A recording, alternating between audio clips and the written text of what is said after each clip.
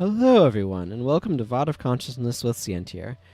I'm Sientir, and we are here in the Duke Baradin's estate. I remember there was an NPC that wanted these unnatural seeds, so I should hunt them down. Let's make my inventory slightly less unorganized. And I guess... what do I want to be doing? I've got a bajillion quests. I actually have a monk's mission hanging around, so I should go do that. Now, I actually would want to change some of my attributes around. Let's see if I can figure out where the unnatural seed collector was really quickly here. Unnatural seed. Okay, so there's a couple collectors. Interesting. Okay, so there's a guy in Fort Rannoch. Right, there's a guy who would give us an axe. These are actually worth hanging on to, because we'll be able to get an updated piece of chest armor with these, but not until we get to the Fort Rannoch area.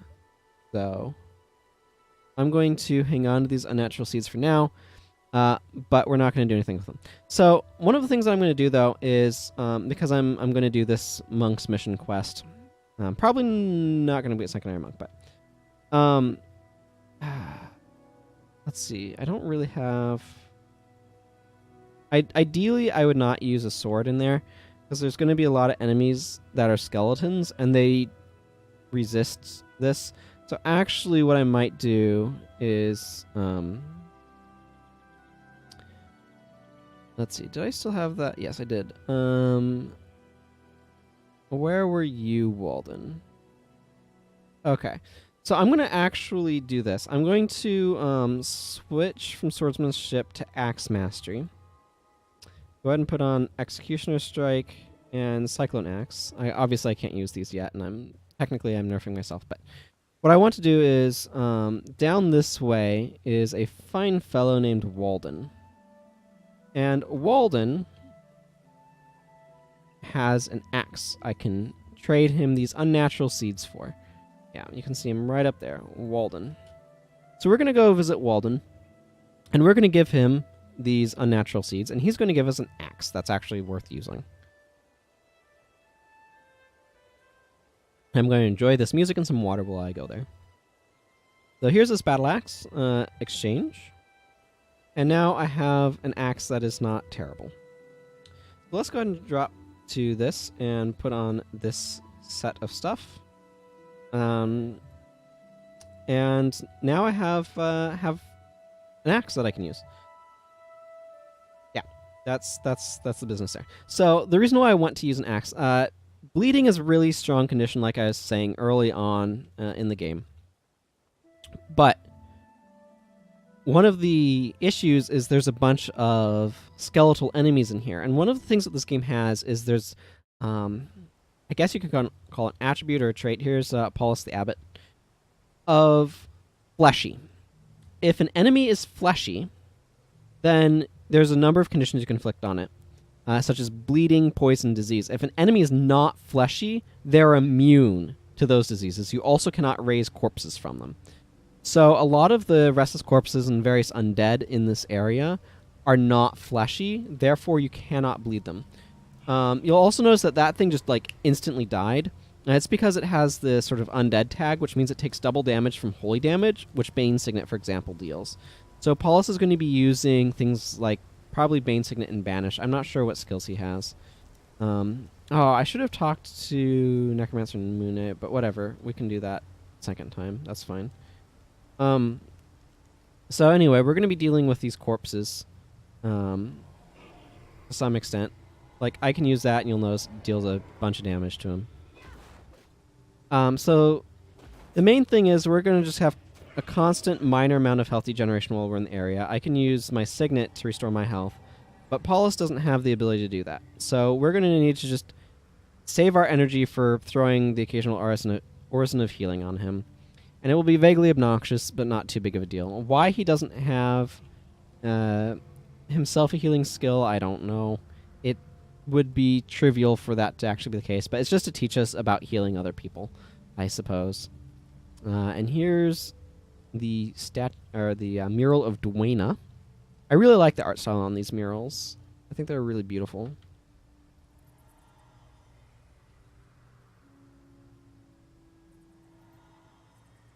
I am quite ready for the power of my healing signet. Now he takes this, which looks like a protective icon embedded in some sort of, what do you want to call that, like, thing. Embedded in a thing. Excuse me. Go and throw healing at him. Orson of Healing is a really weak healing skill, and I have 0 attribute points put into healing prayers. So this is just aggressively weak. You'll notice that Healing Signet has no attribute points put into it either. It heals for 88. Orson of Healing does heal another person, though. So it has that going for it. Smiting Prayers is just not a very good attribute line, though. It's unfortunate. I mean, it's understandable, but it is unfortunate.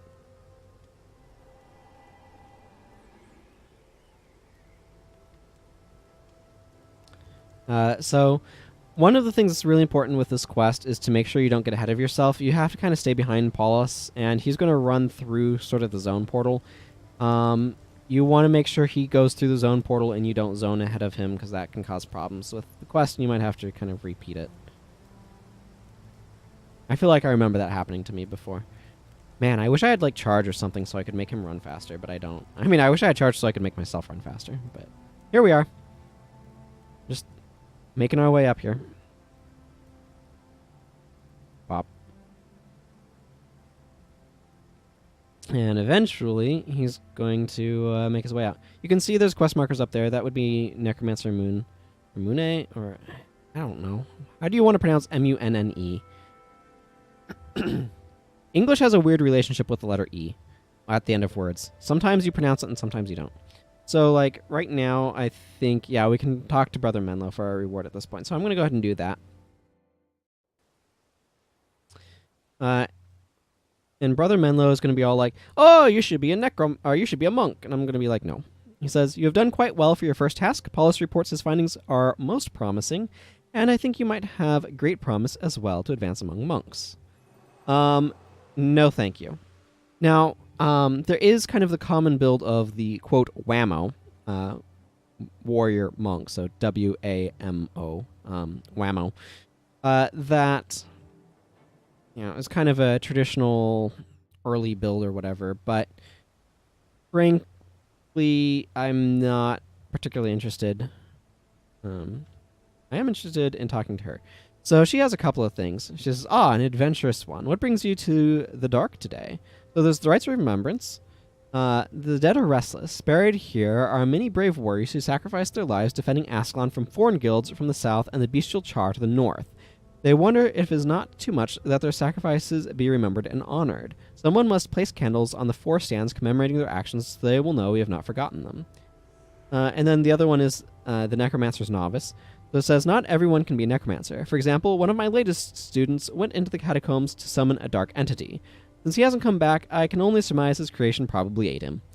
If you will agree to destroy the nightmare he summoned, I will show you where he went and give you a spell to help. But I warn you, you'll have to be clever to get past the fire traps in that part of the tombs. Of course, if you fail, I shall use your corpse as fodder for the next more worthy student. Yeah, and then teach me necromancer skills. So, wow, I just got a bunch of stuff. She says, follow me, and I'll show you where the last novice died. Of course, the last novice should have been resurrected at the resurrection shrine, but that's neither here nor there. What do you want, Gwen? Skeletal limbs. Ooh, give me an okay warhammer. The necromancer wants me to try to keep up. This is some death magic and some blood magic. Life Siphon is actually not bad at 12 seconds duration. Deathly Swarm is some okay damage, and this is pretty good, but I just don't have the energy for this. I'm a friggin' warrior.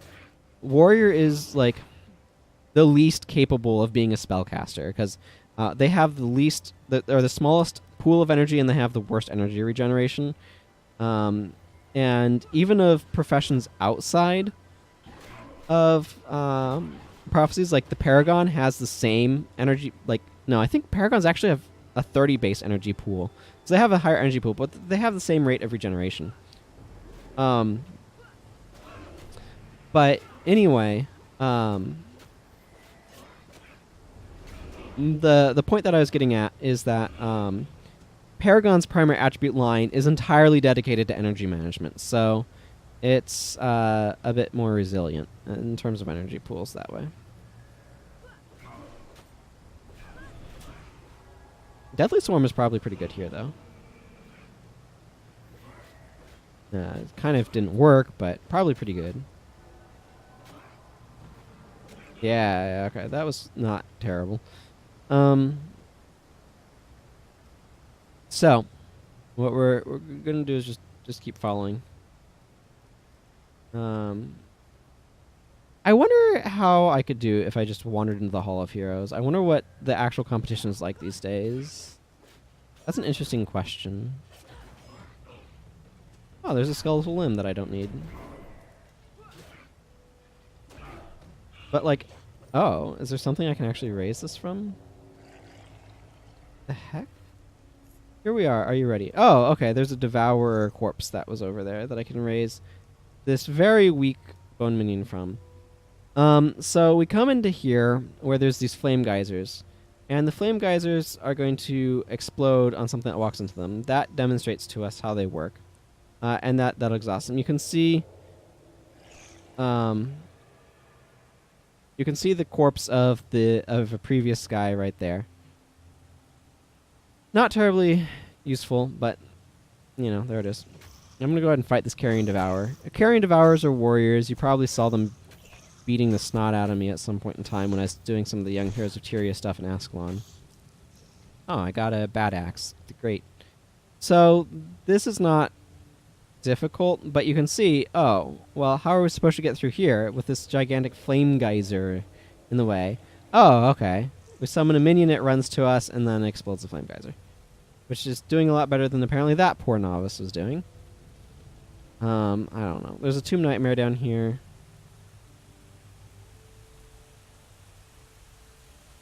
And let's go ahead and raise ourselves another exploding minion. Yep. That's how we get through. We explode minions on flame geysers. They're expendable, right? And here's our level 4 Tomb Nightmare that we need to defeat. I'm going to just start draining some health from it because it's not terrible to do. Not particularly impressive, but, you know, it's better than nothing. These enemies are not fleshy, by the way. Hey, we got a bad axe. And there's a stained glass of Grenth, so that's really cool. I love all these partial textures, too, like that broken thing there. These stained glasses to Grenth, and I don't know, lots of cool stuff in here. So now we just need to make our way back up to Necromancer Moon, or whatever. And we have these votive candles for the rites of remembrance that I'll be making use of momentarily. So that will be exciting, I'm sure. Probably. We'll see. I'm going to take a moment to rest my voice a little bit. Okay, so up here's the necromancer. She didn't journey down there, but she's like, hey, you're not dead. Good job. I don't know why she's carrying a ram's head hammer, or ram's skull hammer. She says, most impressive. You have dispatched that nightmare rather quickly. You show some real talent for the work. I need more time to decide. And we can become a necromancer with her if we want to, but again, the energy requirements. So there's the benefit of being able to animate Bone Horror, which is pretty strong, but the downside of like the energy costs are super high. So I don't know. I'm not entirely sure what I'm going to want for the secondary profession on this guy, because like secondary professions are especially weird for warrior. A lot of the spellcasters have a lot more ability to be able to make use of each other's skills, but the warrior energy pool is just so strict that it can be quite challenging. But it might work out pretty well to be able to use like Deathly Swarm and animate Bone Horror, so there's certainly a consideration to be made for going with the Necromancer route. I don't see any reason to go Whammo though, so I'm not going to do that. So here we just need to go through this area again. I wish I had this quest when I was going through with Paulus, because as you can see I could have doubled up on it. Oh, there's a bunch of things to grunt up there. That's kind of cool. And that would have made this a single trip instead of a double trip. So that would have been good, but whatever. Decisions were made.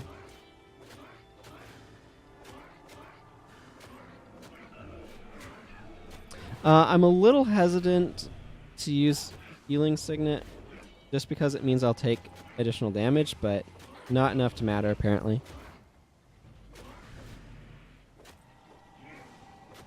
And this bleeding is being a problem. Or disease or whatever. It's swamp water, right? Well, in the swamp water you lose health over time. It's some of the weakest sort of degenerate. Like 1 pip of degeneration is not much. You can see that it's something. It's not nothing, but these restless spirits are keeping some of these dead out of the area, which is pretty interesting as well.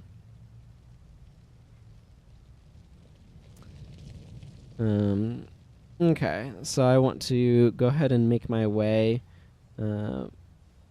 through this area, just looking around for where there might be other remembrance. Not that one. Remembrance braziers.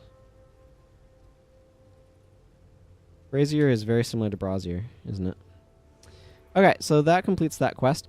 So I'm going to go ahead and end the episode here. Now that we're out of the swamp water. And with that, I'm going to go ahead and say, until next time, everyone, take care. Bye-bye.